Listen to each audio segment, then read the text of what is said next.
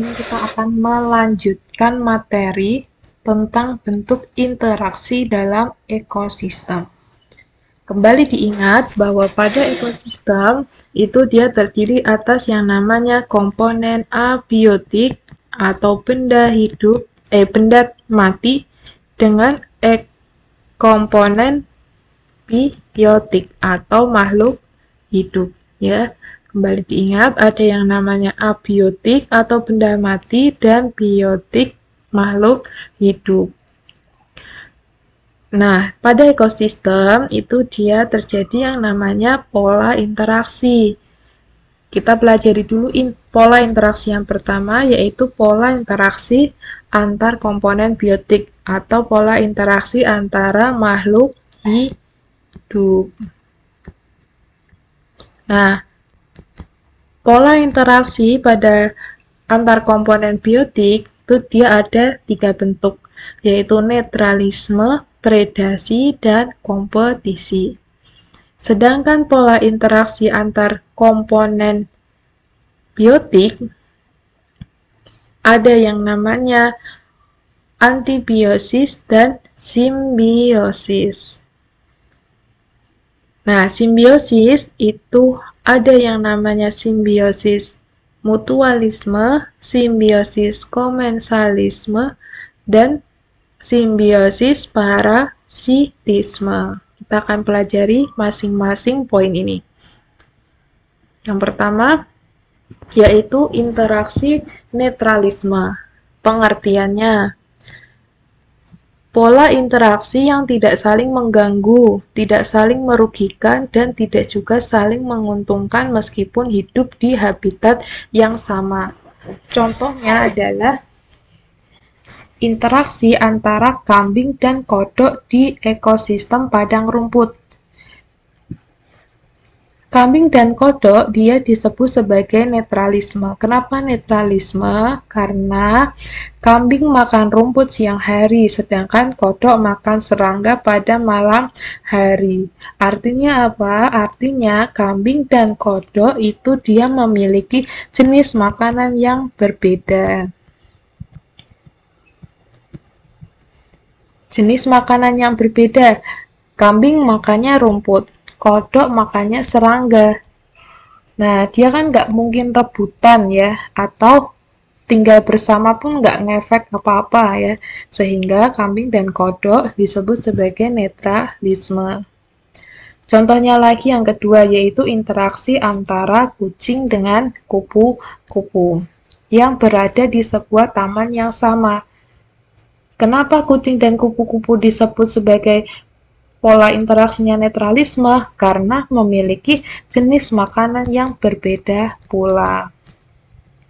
Kucing makanannya itu adalah daging, ya, atau ikan. Sedangkan kupu-kupu dia tidak membutuhkan daging dan tidak membutuhkan ikan. Yang dibutuhkan kupu-kupu adalah madu.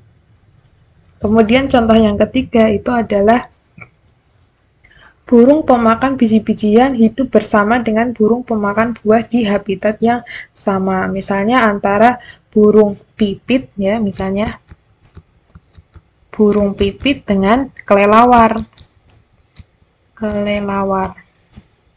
Meskipun sama-sama burung, tapi kan jenis makanannya beda, sehingga tidak akan saling menguntungkan dan tidak pula saling merugikan. Itu disebut sebagai netralisme. Pola interaksi yang kedua itu adalah predasi. Apa itu predasi? Yaitu pola interaksi yang terjadi antara pemangsa dengan mangsa. Jadi adanya peristiwa predator memangsa atau memakan hewan lain. Contohnya, pada ekosistem persawahan, ular akan dimakan oleh tikus. Nah, ular ya, di sini dia berperan sebagai pemangsa. Atau dalam hal ini dia berperan sebagai predator. Yang memakan itu disebut predator. Tikus yang dimakan disebut sebagai mangsa. Ada istilah makan atau memangsa hewan lain. Contoh yang kedua, pada ekosistem savana, zebra, kijang, dan rusa akan dimakan oleh harimau atau singa. Berarti yang berperan sebagai predator siapa? Yaitu harimau dan singa, karena dia yang makan, dia yang pemangsa. Oke. Yang ketiga, pada ekosistem kutub, ikan salmon akan menjadi sumber makanan beruang. Berarti siapa yang menjadi predatornya? Yaitu si beruang. Beruang makan ikan salmon. Itu disebut sebagai predasi. Pola interaksi yang ketiga yaitu kompetisi. Apa itu kompetisi? Yaitu pola interaksi yang terjadi karena adanya persaingan antar individu atau populasi untuk memenuhi kebutuhan hidupnya. Namun, habitat tidak menyediakannya dalam jumlah yang cukup sehingga saling rebutan. Karena jumlahnya itu nggak cukup, sehingga otomatis kan akan terjadi yang namanya persaingan. Contohnya, populasi sapi dan kuda di padang rumput yang sama akan berkompetisi untuk mendapatkan rumput. Kenapa sapi dan kuda itu dia saling berkompetisi? Karena jenis makanannya sama. Lagi-lagi masalah terkait dengan jenis makanan ya. Jenis makanannya sama. Belalang dan ulat saling memperebutkan dedaunan sebagai sumber makanan pada habitat yang sama, yaitu sama-sama makan daun. Jadi rebutan antara si belalang dengan ulat. Jadi terjadi yang namanya kompetisi. Padi dan gulma akan bersaing mendapatkan unsur hara dari tanah pada daerah persawahan yang sama. Karena gulma itu apa? Gulma itu adalah tanaman pengganggu. Tanaman pengganggu. Contohnya apa? Misalnya kayak rumput. Nah, dia kan sama-sama butuh makanan ya, sehingga kan saling berebut unsur haranya. Itu disebut sebagai kompetisi. Pola interaksi yang keempat adalah amensalisme atau antibiosis, yaitu pola interaksi berupa hubungan antara dua individu berbeda jenis yang menyebabkan individu yang satu menghambat pertumbuhan individu yang lain. Contohnya, jamur Penicillium notatum akan mengeluarkan zat antibiotik untuk menghambat pertumbuhan dan penyebaran bakteri penyebab penyakit. Jadi jamur Penicillium ini ya dia akan mengeluarkan zat antibiotik sehingga bakteri penyebab penyakitnya itu akan terhambat atau akan terhenti. Sehingga jamur Penicillium notatum ini seringkali digunakan dalam proses pembuatan antibiotik. Kemudian contoh yang kedua, yaitu pohon pinus atau pohon walnut akan mengeluarkan zat kimia yang menghambat tumbuhan lain, sehingga akan sulit menemukan tumbuhan lain di sekitar hutan pinus. Ya. Jadi pohon pinusnya itu dia akan mengeluarkan zat kimia, sehingga zat kimia ini dia akan menghambat pertumbuhan lain. Kemudian contoh yang ketiga yaitu gulma atau alang-alang atau rumput tegi dapat mengeluarkan racun untuk menghambat tumbuhan lain seperti kacang tanah. Itu adalah contoh dari amensalisme. Nah, pola interaksi yang berikutnya yaitu tentang simbiosis. Simbiosis di sini dibedakan menjadi 3, yaitu simbiosis mutualisme, simbiosis parasitisme, dan simbiosis komensalisme. Simbiosis mutualisme adalah simbiosis atau bentuk interaksi yang saling menguntungkan. Contohnya hubungan antara kerbau dan burung jalak. Ini waktu SD sudah dipelajari ya. Yaitu kerbau tidak lagi merasa gatal karena tubuhnya ada kutu, karena kutunya dimakan oleh burung jalak. Burung jalaknya juga mendapatkan keuntungan karena dia mendapatkan kutu atau makanan dari kerbau. Kerbaunya menjadi tidak gatal, sehingga disebut sebagai simbiosis mutualisme. Kemudian contoh yang berikutnya, simbiosis antara tumbuhan berbunga dan hewan penyerbuk seperti kupu-kupu. Nah, tumbuhan berbunga akan terbantu penyerbukannya sehingga dia dapat berkembang dengan baik karena ada kupu-kupu. Demikian pula dengan kupu-kupu. Kupu-kupu dia akan mendapatkan nektar atau madu dari tumbuhan berbunga sebagai bahan makanannya. Itu adalah contoh dari mutualisme. Oke, contoh yang ketiga yaitu manusia dan bakteri baik Lactobacillus di usus.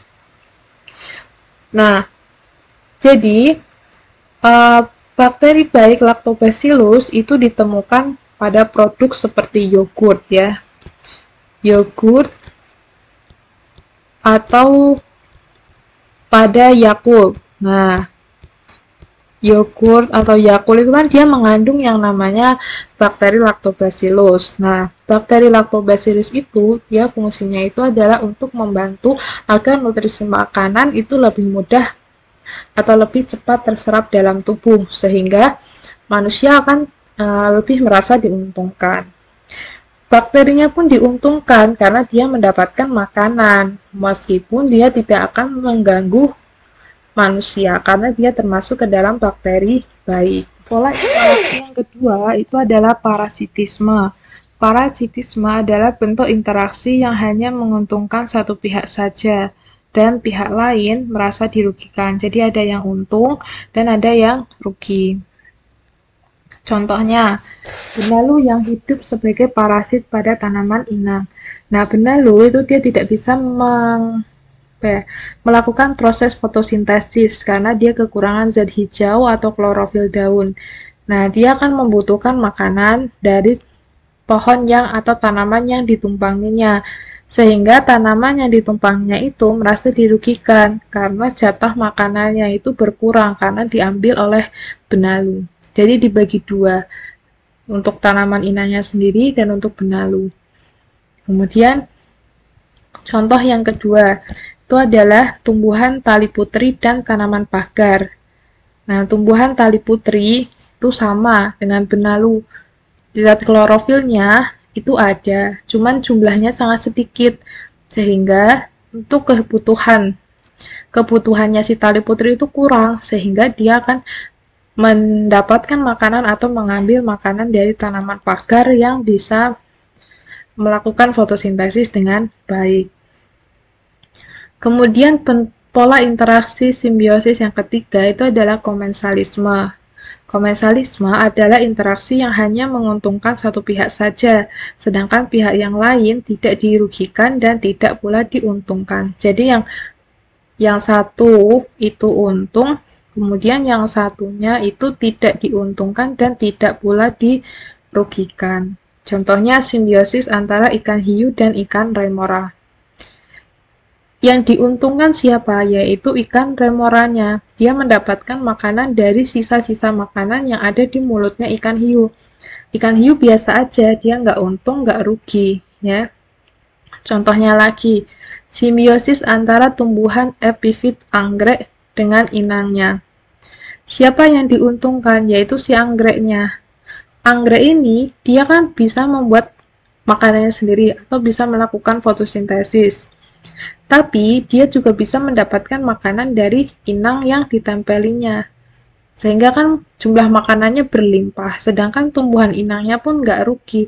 Karena jumlah yang diambil itu kan nggak seberapa ya dibandingkan dengan tali putri atau benalu yang mengambil jumlah makanannya lebih banyak dibandingkan dengan anggrek. Itu adalah contoh dari simbiosis komensalisme. Oke, mari kita latihan.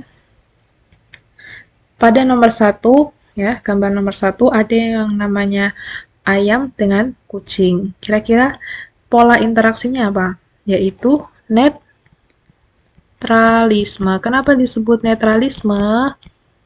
Karena ayamnya itu dia makan rumput, padi-padian, sedangkan kucing dia makannya daging atau ikan, sehingga tidak ada interaksi atau tidak ngaruh ya, walaupun sama-sama ditemukan di halaman rumah misalnya. Kemudian gambar yang kedua, ini ada ikan yang dimangsa oleh beruang. Berarti namanya adalah pola interaksinya apa? Yaitu predasi. Siapa yang berperan sebagai pemangsa? Yaitu si beruangnya. Ini dia berperannya sebagai predator. Kemudian pola interaksi yang ketiga, ada lebah dan kupu-kupu, disebut sebagai simbiosis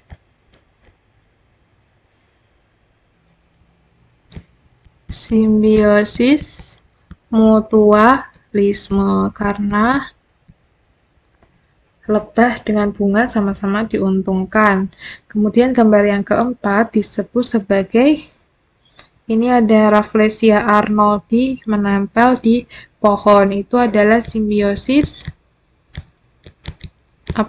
parasitisme. Oke.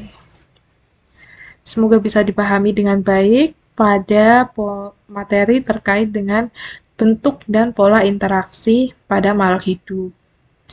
Wassalamualaikum warahmatullahi wabarakatuh.